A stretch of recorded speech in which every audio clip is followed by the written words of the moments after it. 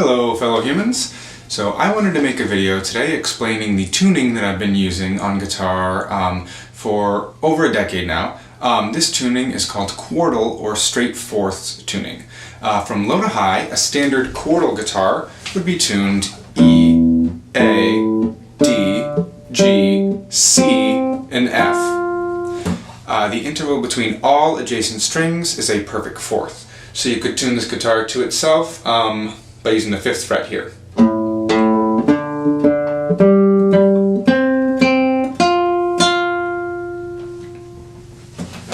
But I'd actually like to start with a brief explanation of how standard guitar tuning works, so that we have a reference point to compare against. So I'll grab my standard tuned guitar here.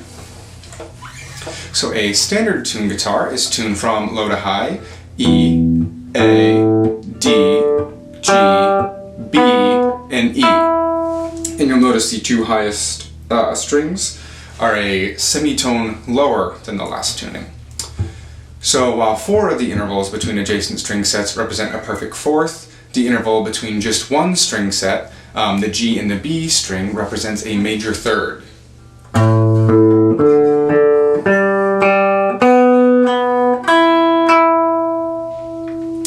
This becomes quickly apparent when you tune a guitar to itself.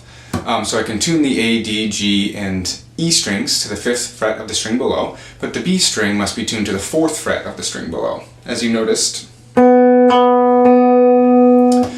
So this discrepancy results in some anomalies in the patterns and shapes you have to use with your fingers on the guitar neck in order to produce a given chord or scale. So the reason the guitar is traditionally tuned this way is to enable the player to play 6-string chords with 4 fingers or less. So this is possible because the 2 highest strings, B and E, are an octave and a 5th of the lowest string. So for example, you can play a 6-note open G chord with just 3 fingers. Or you can play a 6-note G major bar chord with 4 fingers. So in practice, though, a single chord voicing may need to be played using 3 different fingerings depending on the string the bass note is located on. For example, I'll build a chord using the ascending intervals 1, 5, 8, and 3. So 1, 5, 8, with the octave, and then 3.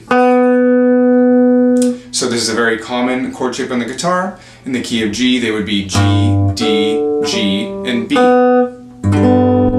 Now, if I were to move this same 1, 5, 8, 3 structure to another string set, I would need to use a different fingering. As an example, I'll play a simple chord progression of G, C, D, and then G again an octave up, using only this 1, 5, 8, 3 voicing.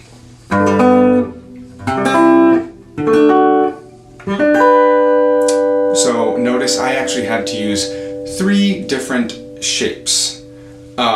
Not a very interesting chord progression, but it's good for illustrating that. So we have the 1 shape, and then for essentially a chord built the same way, the same chord just starting on a C note, I suddenly have to change my shape. The D will be the same as the C because they're on the same string set, but then when I go up an octave to the G,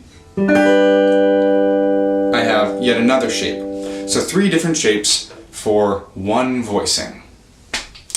So let's just switch over. That just illustrates that wherever you happen to be playing on the neck, you might have to be thinking about what one of those voicings you need to use for the same chord shape. So now I'll play that same progression on my Quartal tuned guitar.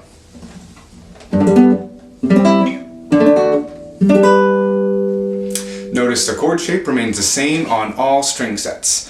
On a Quartal tuned guitar, you can move any voicing or scale anywhere on the neck, and you will always have the same fingering. This is made possible by eliminating the 1 major third interval between the G and B strings in a standard tuned guitar. Now the guitar is tuned in straight fourths, E, A, D, G, C, and F.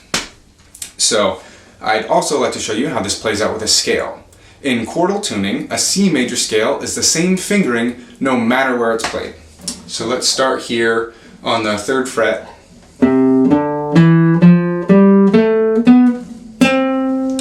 So I'm at my octave here. Same, and say I want to play it up here at the 10th fret. It's always going to be the same fingering. So I'll switch over now. Back to my standard tune guitar. And let's try that same thing with the C major chord. So let's see.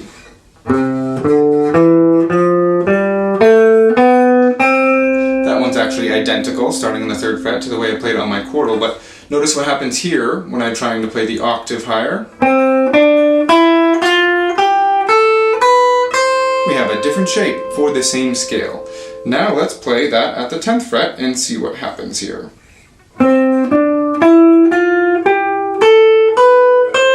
Yet another shape for the same scale, 3 different shapes, depending on where I'm playing on the neck. Alright, so I would argue that the very crutch that makes it possible to play these 6-string chords on the standard tune guitar makes some aspects of guitar playing harder. In order to make big 6-note chords easier, the tuning makes scales and movable shapes more difficult. So my main argument for a straight fourths tuning is that it levels the playing field. The relationship between all strings is equal, thereby making the guitar neck uniform across the fretboard, across string sets. Nothing is made easier, and nothing is inevitably made more difficult in the process of making something else easier. So now that we understand the difference between these two tunings, when should one consider trying a straight fourths or quartal tuning? So if you've been playing guitar for a while, or even for years, but you're finding yourself getting lost on the neck because of this B string major third anomaly, then it may be worth your while to consider straight fourths tuning. So if you're playing up the neck and getting confused and hitting a bad note because the shape that worked down here doesn't work up there, you might want to consider trying this. If you understand basic theory, such as how to build your major and minor chords, but you're having difficulty remembering all the different shapes, based on where you're playing, then maybe quartal tuning could help you simplify. If you play bass guitar, or the upright bass, I mean, you find guitar intimidating but you've been playing bass for a while, then straight fourths tuning, it's your ticket in, because basses are all tuned in straight fourths, no matter how many strings they have. A 4, 5, 6, even 7, or more string bass are always tuned in fourths, standard. So every scale and chord fingering you already know can be directly transferred over. Your same major bass lines can be played anywhere on the neck now. All your shapes will translate. But it's not for everybody. I mean, straight fourths tuning doesn't work for a lot of the very idiomatic, traditional styles of guitar playing. So if you're a folk musician playing mostly open chords way down here, those won't transfer over as well. This style might not work for you. But if you're, working in maybe a more modern style or just trying to figure out how to play the instrument your own way, this is something you could consider. And you can get fully voiced chords. I mean, I'm constantly playing my... and all of that moves if you want to. You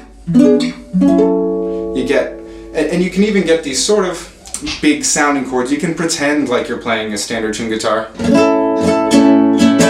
And I can kind of trick it into getting, 5 or 6 note chords, but I might get some different ones. So not everything's going to translate over, but you can really still get a full sound, and it makes chord melody a lot easier, or soloing, switching back and forth from chords to soloing. I think this just simplifies the fretboard, just something to consider. So I hope this video got you thinking. If I can help even one guitarist break through a wall, then I'll be very happy.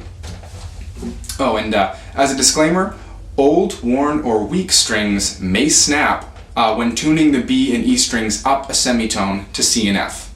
So I've tuned a lot of nylon and steel string guitars to straight fourths, because this is how I've been playing for years, but once or twice a steel string has snapped on me, especially if it's an older or weak string, or a very high tension string sometimes too, because it doesn't want that additional bit of tension. But really, one semitone, most standard string sets can handle it, especially nice fresh strings.